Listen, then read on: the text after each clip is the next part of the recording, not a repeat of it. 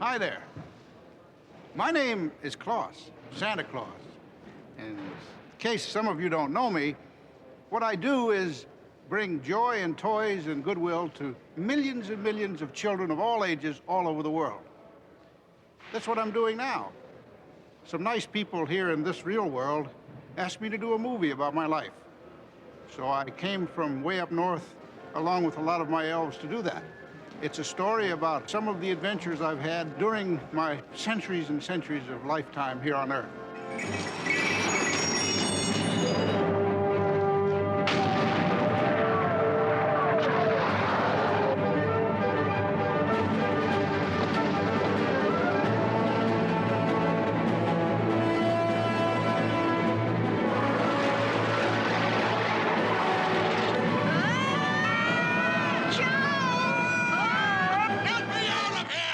I must confess I was a bit surprised when my agent called and said they wanted me for this new multi-million-dollar, no snow spared movie about Santa Claus. I mean, I'd noticed the odd gray hair recently in the mornings, happens to many of us in our late 20s, but Santa Claus?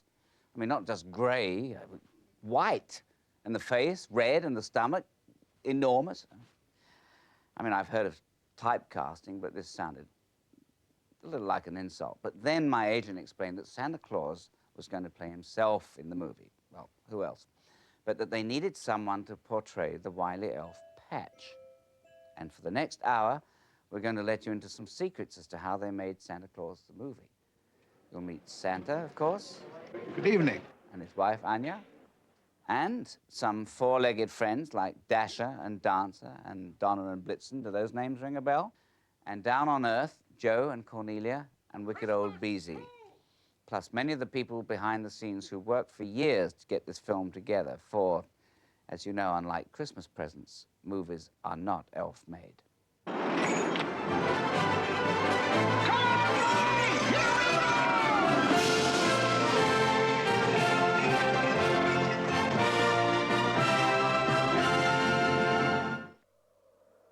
In bringing the true story of Santa Claus to the screen, once you've engaged the man himself and signed a major star to help him, the next casting challenge is the reindeer. Long before shooting began in London, a team of animal experts braved the snowy wilderness of Norway to search for the perfect herd. Although the finished movie will feature only 8 deer, at least 20 animals in peak condition were needed, ensuring plenty of backup for the team.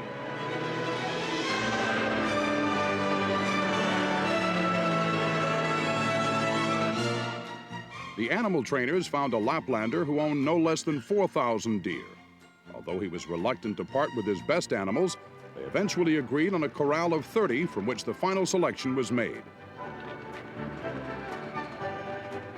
They needed reindeer in prime condition, and more important, deer that were capable of being taught to pull a sleigh.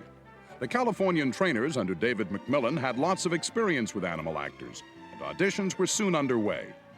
As you may have noticed, all these deer are missing something very important, as David McMillan explains. They lose their antlers every year, and then they grow a whole new set. It takes about 3 months for the growth cycle to be completed. Growing antlers quickly is no problem, but deer are not used to being trained, and it was essential to find ones capable of working together as a team. Many months later, in a field beside the studios back in Britain, the antlers are sprouting nicely, and the careful training is starting to show.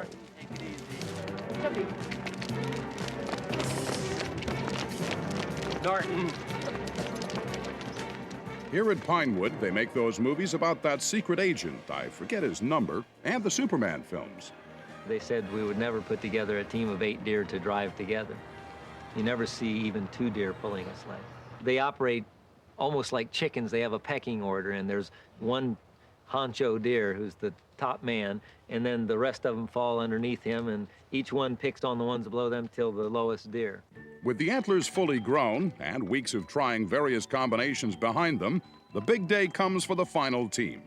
Now they face the frightening experience of going on the film set, where unfamiliar faces and strange noises could make the deer freeze up.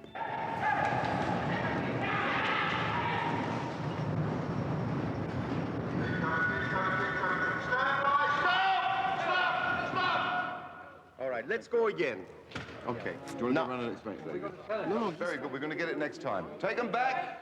In their big moment, David Macmillan had reason to be proud of his fellow wranglers and their reindeer. Well done, you guys. We stop. It was a spectacular start for Santa Claus the movie and the film's director, Jeannot Szwarc. Here was a golden opportunity not only to do a film which, from a visual standpoint, would have poetry and beautiful imagery and, you know, originality and things which had never been seen, but also it was a chance to do a film that had an enormous amount of warmth and also humor. Action. Go with the deer. Filmmaking, as the deer were to learn, doesn't consist of just one take. You have to do it again and again from every angle.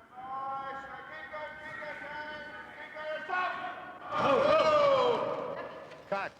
The experienced producers of the film, Pierre Spengler on the right and Ilya Salkind, are young men, still in their 30s. I think that the ideas I had were very, very simple, really. Was that there was an establishing of the legend, which is something logical, but that then it should boil to a real adventure today. We are telling what we feel is the true legend of Santa Claus, and we are putting all these vignettes in so that it's recognizable for the audiences. At the Cannes Film Festival, the armada of planes indicates that the movie mogul Alexander Salkind is in town. Not many individuals are prepared to risk tens of millions of dollars on a single movie. Why is it so expensive? Because of its magnitude and in order to interest all kind of publics, must be done in the way it should be done, and to do it in that way, you unfortunately have to spend a lot of money. And not many moguls will reveal how much they spent. We spend around $50 million. Put your money on the screen, they say, and they certainly did in this case.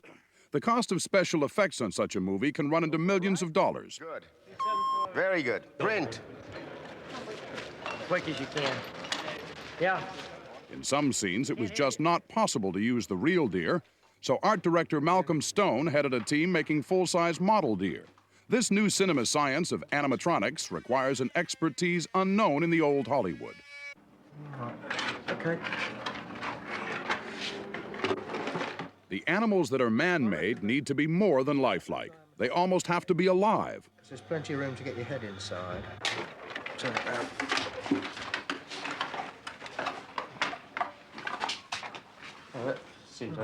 Various operators will move various parts of the animal's anatomy for various shots. Just flex it now. Now, the other way. Lift it right over the top. And an artificial skin has been meticulously shaped to cover the frame with the elasticity of real skin. The tail centre. It's tight for my forearm, Dennis, on that ring you've put in there.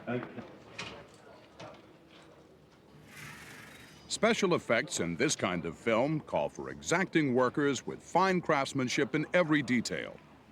Some even need dental skills to make sure that these artificial teeth and jaws will chew food with the same mouth movements as those of the real animal.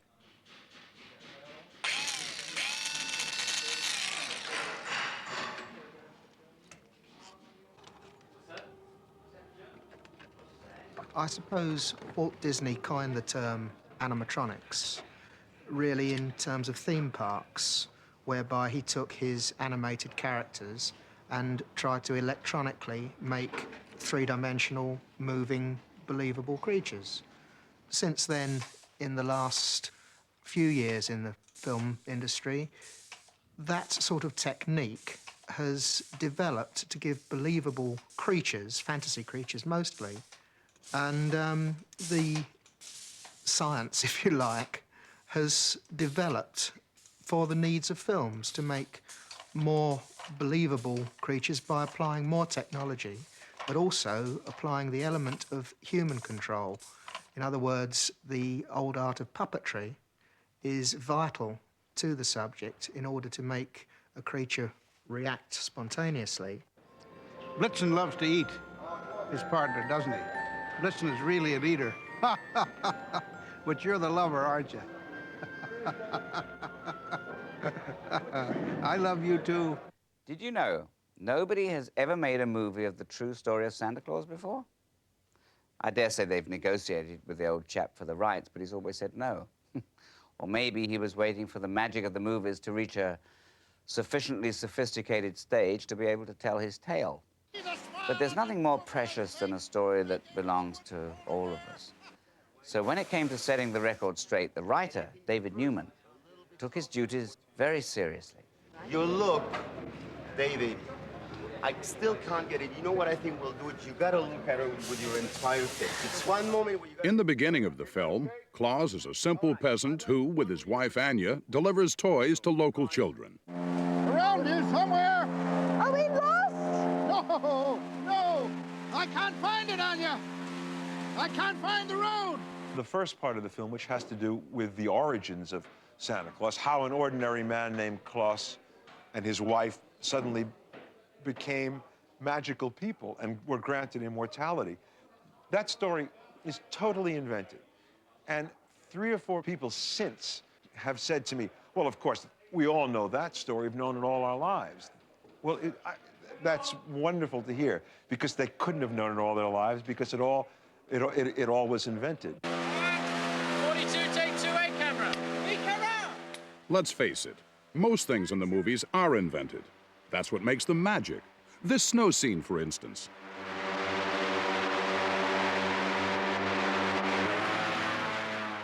A film crew just cannot travel to the Arctic and wait for weeks to get the perfect storm. It might not last long enough, and besides, working conditions would be impossible. Instead, they recreated in the humid studio interior. It's a real home away from home for Santa Claus, who's used to trekking in the snow where he lives. It was a big risk for him to come in out of the cold and permit ordinary humans to tell his story. But director Jeannot Szwarc knew which parts to focus on. What we kept is the basic myth, which is what everybody knows. He's dressed in red, and he delivers toys. He's got 8 reindeer. He flies through the air with a sleigh and the 8 reindeer, and he goes through chimneys and delivers toys, and he wants a world of peace and harmony. David Newman's script had to show these values. The Santa Claus that we've conceived is a man who begins as a peasant, and in a way he never loses that man, that earthy man of the earth quality that he's got. He's never a god. He's just given immortality. Just. Even immortals have to get past the studio gatekeeper on the way to work. Good morning. Yes, sir. My name is Santa Claus. We've been waiting for you. I will open the gate. Thank you. There's nothing like a big film studio to inspire awe in all of us. And however celebrated you might be, if you agree to appear in the movies, the director's always the boss. Yeah. That's an expensive coat. I'm an expensive guy. Derek, shall we? Even Santa can lose patience waiting around to reenact his life story. Can I go home now? Well, the problem is if anything happens to the reindeer, guess what? I gotta shoot immediately. The English actress Judy Cornwell has been cast as his wife. That was perfect. A little bit more, and you got it.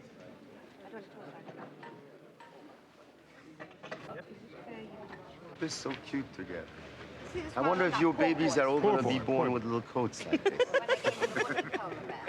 And furry feet. Even though this is an interior set with false snow, it can still be pretty tough on the performers, animal and human alike. What is it that's bothering you? Is it the snow or the fact that you have to project your dialogue so loud? No, it's the snow. It's the snow. It is the snow. It's actually hitting you. I know. It's hitting you, but it's not like real snow, because it's hard. But, as they say in the entertainment world, the snow must go on.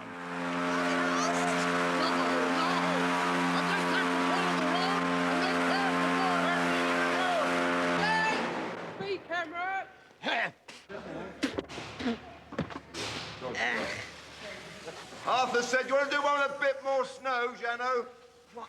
Who said that? They're only teasing her. Let's see if all that discomfort paid off in the final feature film. Come on, Richard! Come on, my good boy! Now listen! Over there, there's food and warmth and a bed and straw and hay and everything a smart team of reindeer would like. Here is where you freeze to death. Now come on, my good boys!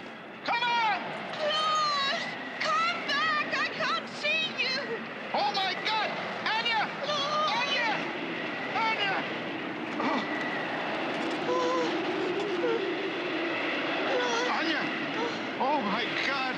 Anya! Anya! Anya, please! Oh!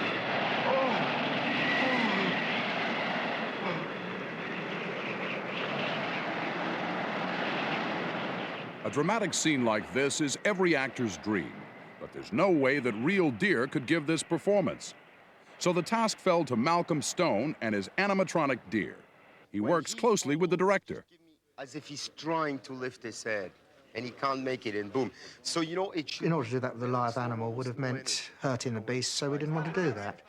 We built a platform in which we put a body whose jointed legs were controlled by about a dozen people underneath the platform with levers and rods and cranks. Of course, we invented a new technique, which is really the ultimate puppet muppet, because it's a real animal that becomes alive.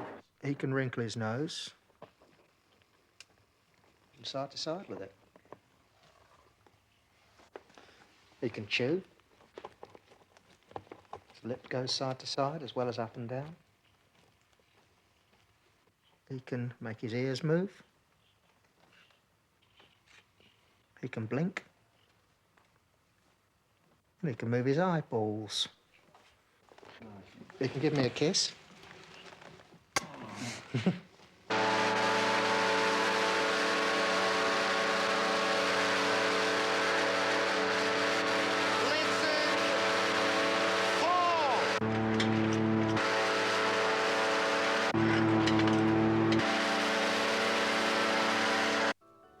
One thing we know for sure about Santa Claus is that he makes toys.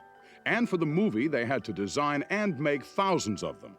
Not just any old cheap toys, but quality playthings, made from the finest wood and based on well-tested designs.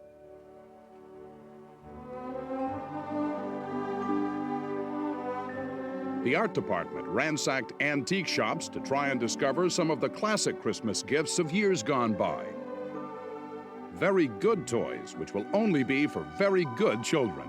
The man with the enormous task of overall design was Anthony Pratt. We had about a year's preparation, and we started on the toys quite early on, deciding what sort of toys they should be and what sort of style they should be. When the movie is finished, all the toy treasures in this magical workshop will be donated to needy children. The toys have accumulated over the years because the elves who made them have had no one to deliver them. No one, that is, until now. Good morning. Good morning. And welcome to our home. Again. Yes, John, I'm trying to get this for you. Today, we will see the workshop. And we will listen to Jeannot yell and scream a lot more. Same thing, same cues, but a lot of energy, please. Here we go, Mel. And in tempo. Playback.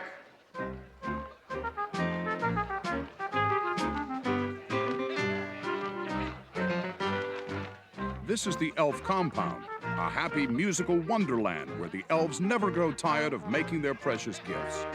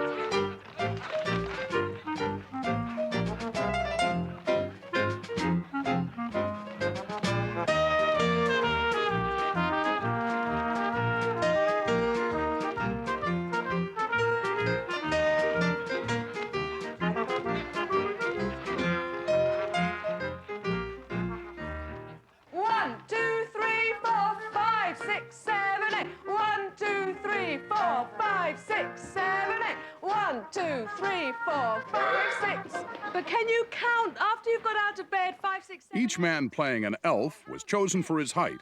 He had to be under 5 feet, and his ability to work to the beat like a dancer. Pat Garrett is the choreographer trying to make the elf timetable go like clockwork. Not the rehearse, people. It's gonna work great. Why don't we rehearse? 5, 6, 7, 8.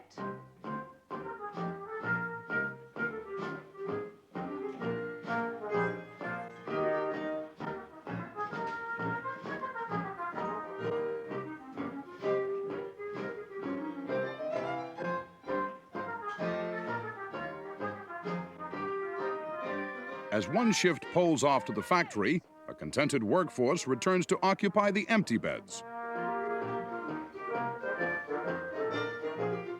This existence holds an appeal for that special elf, Dudley Moore.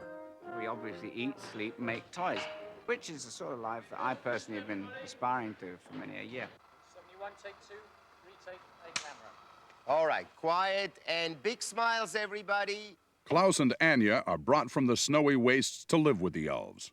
My friends, it's moments like this that make an elf feel proud and humble, humble and proud. Proud to have this golden opportunity to right welcome this way, he folks. who- Right this way. 60 rooms, hot and cold running ice cubes, and a sudden exposure in every direction. Print both. Little do they know at this stage the tasks that lie in store. Welcome. I'm the one called Puffy. We've been expecting you. Not now, Puffy. The man wants to see the sights. Isn't this something? Did you hear that? He said it's something. He did. Oh, my. She said, oh, my. She likes it. She likes it. She does. And what sights!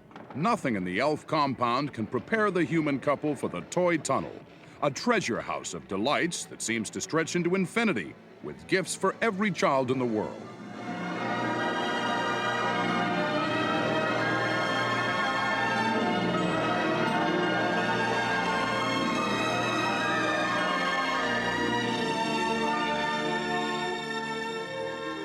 What is all this? They're Christmas toys. Waiting for you. For me. What have I got to do with them? You're going to give them to the children. You might describe him as the peasant become king. John Barrard plays Dooley. Gradually, we ease him into his role as, if you like, of the factory, the managing director. How can I deliver all these toys? I won't live that long. Both of you will live forever, like us. The chief elf, Burgess Meredith, makes Claus, Santa Claus. Prophecy has come to pass that there would come to us a chosen one, and that he, having no child of his own, would love all children, and that he himself would be an artisan and a craftsman and a skilled maker of toys. And now, chosen one, come forward.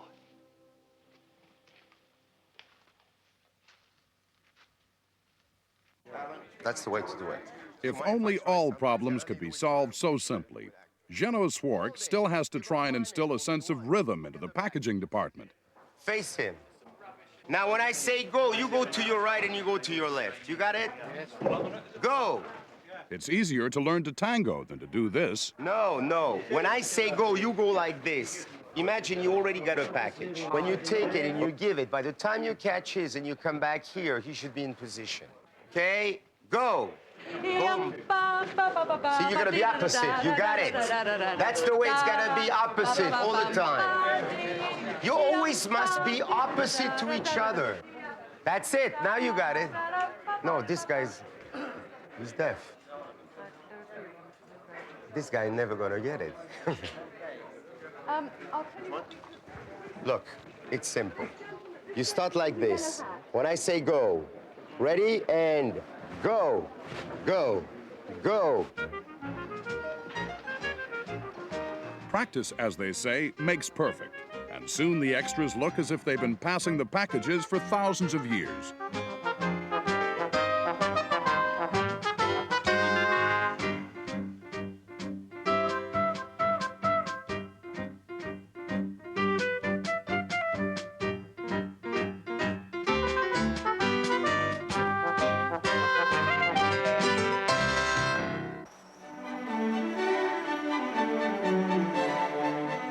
poor Santa has to deliver all these presents.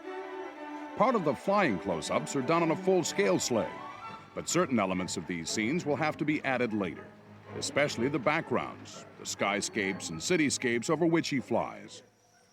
This is the task of the Oscar-winning optical effects supervisor, Roy Field. I'm responsible for all the trickery, which is optically or photographic, I suppose you'd say, effects. And of course, the two are very difficult to separate. I mean, the essence of all these sort of things is the mingling of one process with another. I can just basically explain, this is the camera side, and this is the projector side. In here, we can run a new film, that's this one, which is actually making a new duplicate negative with an additional piece of film which will have one component on it. And in this projection head here, we'll be running two mats, if we wish. Could be the background, could be a number of different things. And we're combining all these three elements onto the new film, which is this one, to make a new duplicate negative. There's nothing to worry about. It's only flying. And this is the result of Roy Field's optical work. It's only flying. What am I saying? Oh, all right, boys. Back to the right. Hey! That's the way!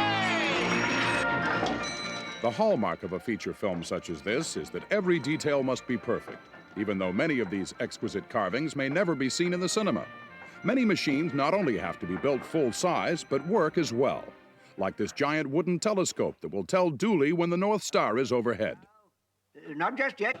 What's happening is the North Star hits an opening in the roof, and the light comes down, and that's the signal that Christmas is beginning. 2 more degrees north by northwest. Now!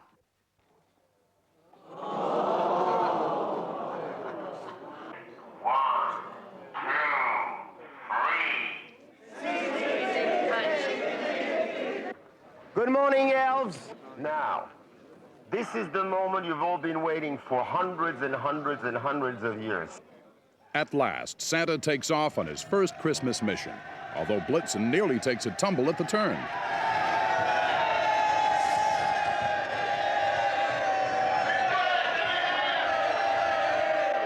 How was it? Excellent, excellent. As usual, the director checks the video to make quite sure that the sequence will cut with the one before and the one after. Like bats out of hell. I was ever going to come straight on. Another take is needed. This time, it's liftoff.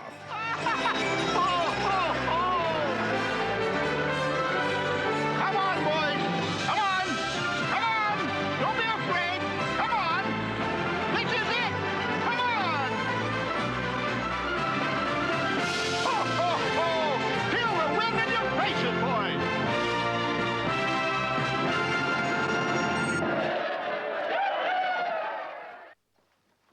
Although the elves live in a democratic society with no specific leader, one of their number stands out thanks to his lively initiative, Patch. I've got an idea for a new way to heat this entire place using pipes.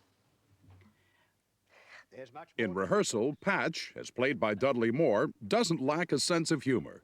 The way you can tell them apart is by those snooty monocles. Prancer's is on his right eye, Dancer's is on his left.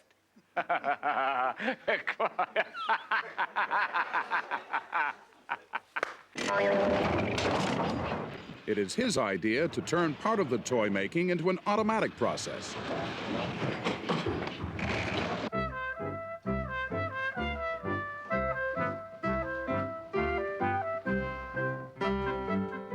Because of this and his loving care for the deer, he's chosen for the high office of Santa's assistant.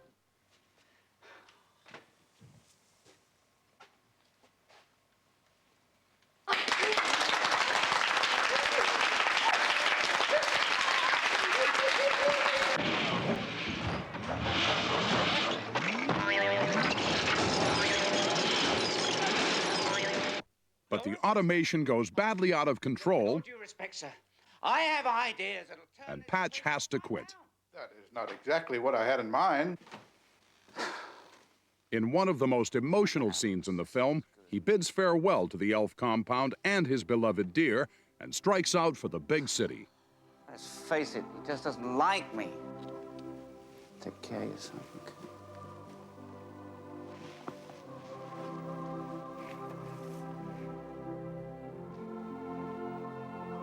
boys. I'm gonna miss you. You know that, don't you? The reality of Patch's emotions is played against the unreality of an empty studio. It will be many months later in the laboratories before his North Pole homeland is added to the scene and then made to disappear.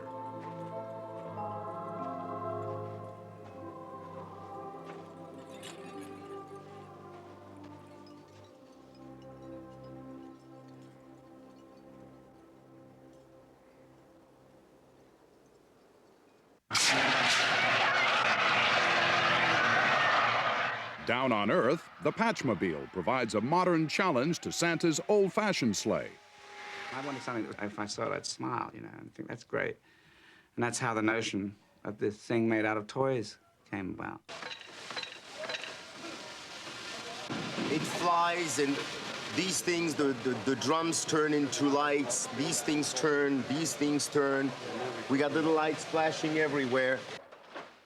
Patch falls in with an evil toy manufacturer, BZ.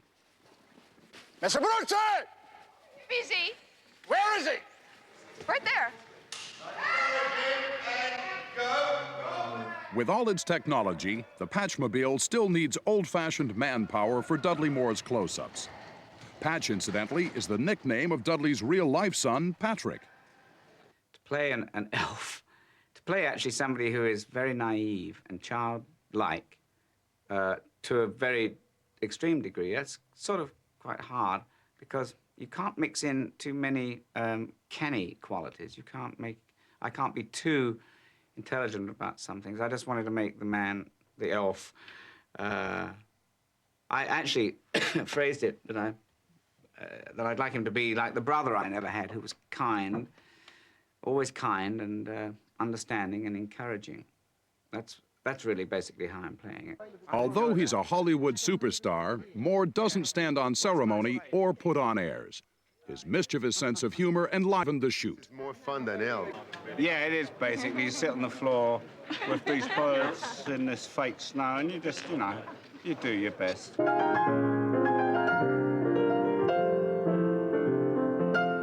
Dudley Moore didn't set out to be an actor. His heart was in music.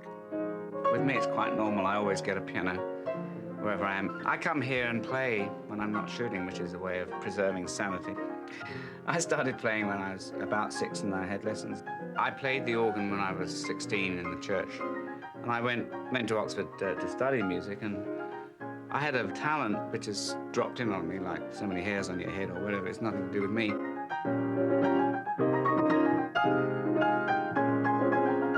He's incredibly musical and rhythmical. I mean, any movement he's got to do, he can do.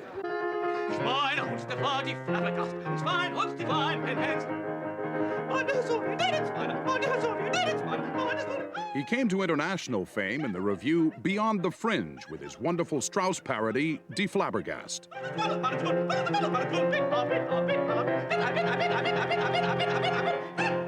Yeah. That was wonderful. Meanwhile, the scene with the real deer on the New York roof has added complications. They're solved by another of the Oscar winners on the Santa Claus team, Derek Meddings, director of visual and miniature effects. We sent a crew to America, and they were doing all the aerial photography. I also sent a stills man who has shot all these transparencies for me, an American, and he shot all the rooftops that he could find. Meddings takes an intense personal pride in his exacting work. He's a total perfectionist down to the last flake of snow. A long time ago, we made a radio-controlled man.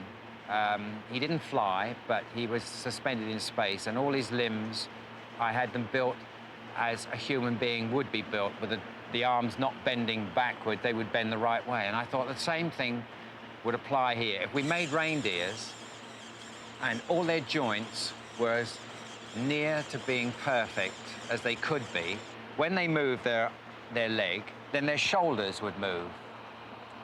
So that it wouldn't just be a case of a leg moving and nothing else, it would be their legs and their shoulders and ripples in their body. Even kitchen appliances can come in handy for movie making today. The foam is set in a mold to obtain the correct body curvatures for the miniaturized deer.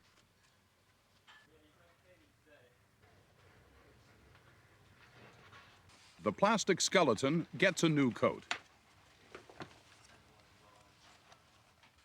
Once again, household appliances come to the aid of modern technology.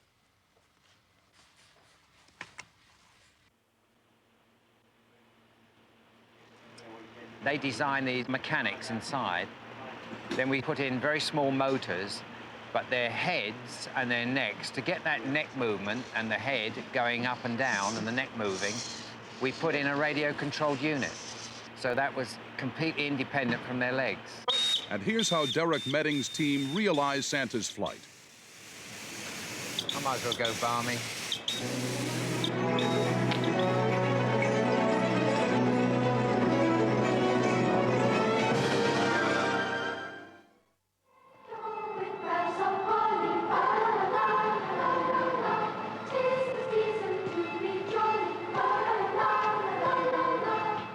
One of the most important things money can buy a film director is a controlled environment. It would be possible to shoot this scene on the streets of New York, but it's far better to build your own New York on the back lot at Pinewood.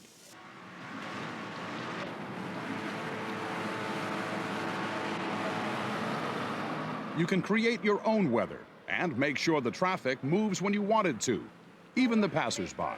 Right with your whole body.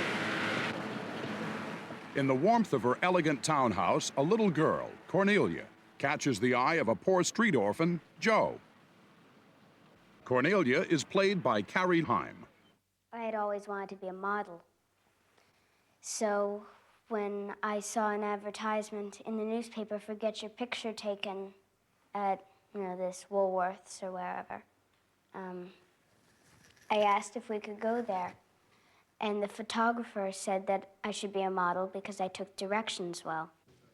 Joe is played by a young boy from Chicago with no previous acting experience, Christian Fitzpatrick. He benefits from a director who takes time to explain the motivation of his character. Take one half, and remember, careful. People who have very few things are very careful. And then they could you save the paper. You don't throw anything away, man. You save everything, put it back in your pocket. She took me to the audition. I got called back again, called back, had to go to New York, then to London, and then London again. And I'm here now. Joe, living on the chilly city streets, is used to various winos dressed as Santa, but not the real man. Freeze. Unfreeze. Hey, beat it, man. Find your own doorway. Don't crowd me. What are you doing here, son? I'm pitching a no-hitter for the Yankees. What's it look like? But this is Christmas Eve. Don't you know what that means? Yeah, it means you don't have a job till next year. Christian gets some individual coaching from an expert. And, you just turned around and I reached for the cake. Hey, that's my cake. Go get your own cake. You know it's that kind. Yeah, that does it. We're supposed to be on a rooftop in New York. And it's the first time I meet Santa Claus. And then we're doing another scene. It's supposed to be, I'm not sure if it's today, but it's supposed to be a year later. And we're doing it right after. It's really weird, this filming business. You two know each other? Sort of. It's Santa who brings the two children together. I'm Cornelia. I'm Joe. I'm Santa Claus. Oh, it's a great pleasure to meet you, sir. Don't rush it as much. You see, when you're there, allow yourself time. My God, is this real? Is it true? And then, and you can even wait, the longer you wait to talk, the better, because it's like you're all choked up. You're in Wonderland. Stars are coming out of your eyes. You stay here, have something to eat. I'll see you again, all right? You will? You mean it? Santa Claus doesn't lie, Joe. Next Christmas Eve, we got a date, okay? You bet. Thanks for the cookies.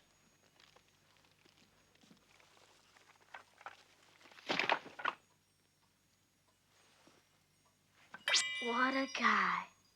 Excellent.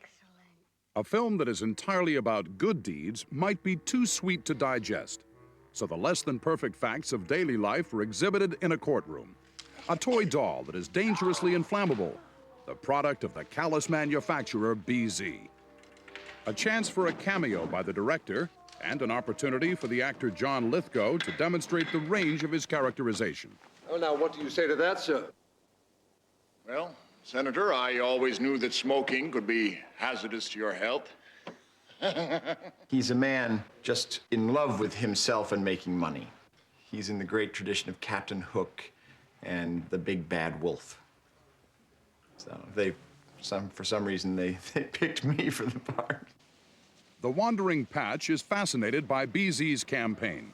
What does an elf do in the real world but find out where they make toys? They must be very popular. Look how fast they're going.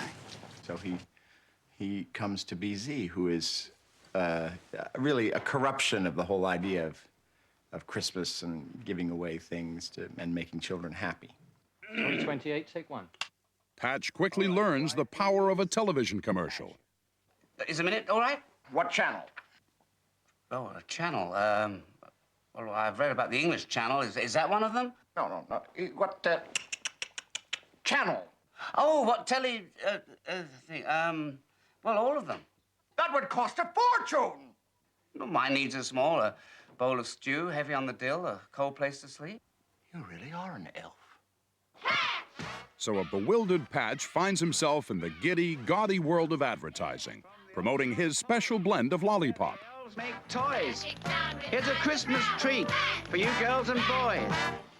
Oh, my name's Patch. As you can tell, I'm an elf myself. So let's give a yell. That's New York today, huh? Soon, everyone has heard of Patch's lollipops. One of the key elements of the story, which is in fact one of the major mysteries of Christmas, is how in the world Santa Claus and his reindeer fly. Well, it's by that good old prop fairy dust or stardust or reindeer corn flakes or whatever it is. But anyway, Patch has absconded with just a pocket full of it from the North Pole when he left. And that is the secret ingredient that he puts into this toy, this gift that he puts at BZ's disposal, and it helps children to walk on air. You're cute. As you might imagine, this is but a hint of the chaos to come. Okay, guys, they're all your mates, you see. They're all your friends, all right, babe? The film draws to a good-humored close. She's very nice. Him. So. Oh. What on earth were you telling her? Sorry about the chase.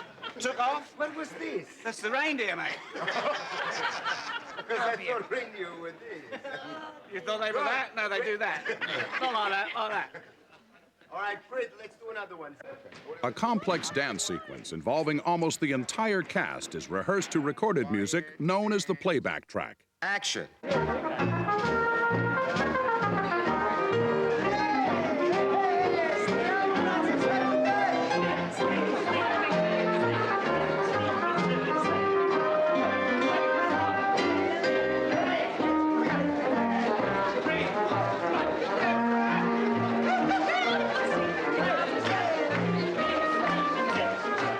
But in fact, this won't be the music that you will hear when you see the scene.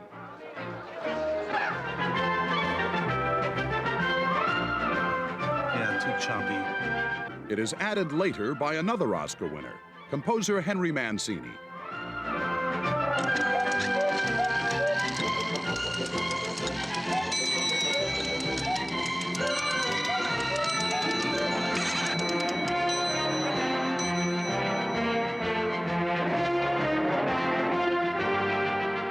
This board almost talks. It's a brand new thing. It's made here. And it does all kinds of things. It has a memory and all of that business. But they still have to play.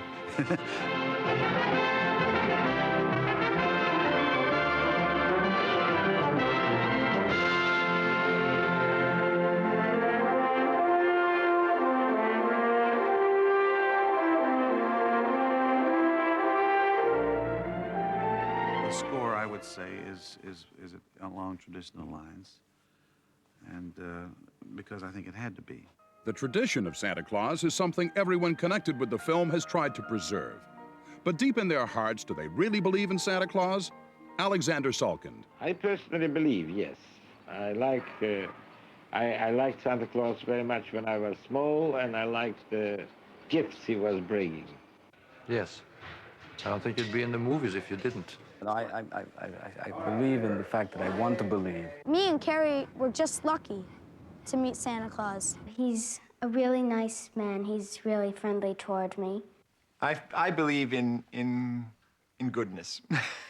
I couldn't have written the script if I didn't believe in what Santa Claus means to people. But I do believe in, I think, what Santa Claus represents, or I think myths are very necessary to all of us, especially in the kind of world we live. But I remember being in a convalescence home at Christmas once and the Santa Claus figure coming through the door, getting very excited. I just arrived on Christmas Eve or something, and I remember lying in bed, and he went around all the beds, and I seemed to be the only person awake. And I crawled down to the end of my bed, and there was no stocking, and I cried myself to sleep. And in the morning, I went down there, and there was the stocking. That was really wonderful. I think I must have believed in him then. How could anyone have doubts now? The film was completed and ready to face its severest critic. The producers and director waited tensely outside as he sat alone in the screening room. Would he emit a chuckle of approval?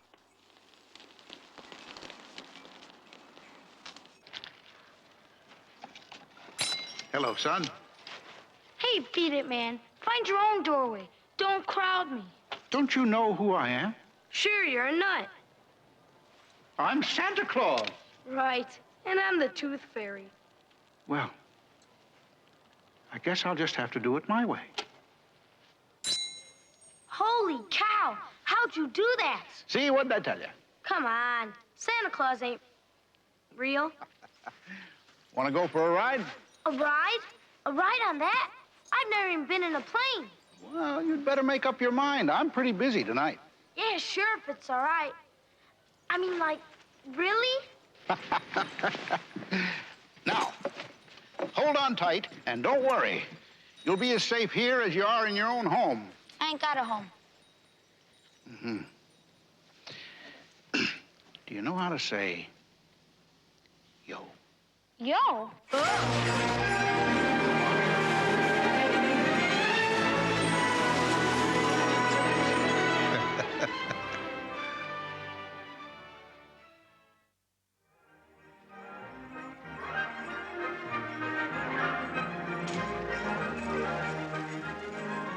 So that's it. That's how they did it. That's how we did it. The camera crew went off to shoot another film. The reindeer got permission for a prolonged graze. I needed to get back to tend my neglected eucalyptus plants, and the producers and director, they stayed around to finish off the movie. And Santa, he sprang to his sleigh, to his team gave a whistle, and away they all flew like the down of a thistle. But I heard him exclaim ere he drove out of sight, "Happy Christmas to all, and to all a good night."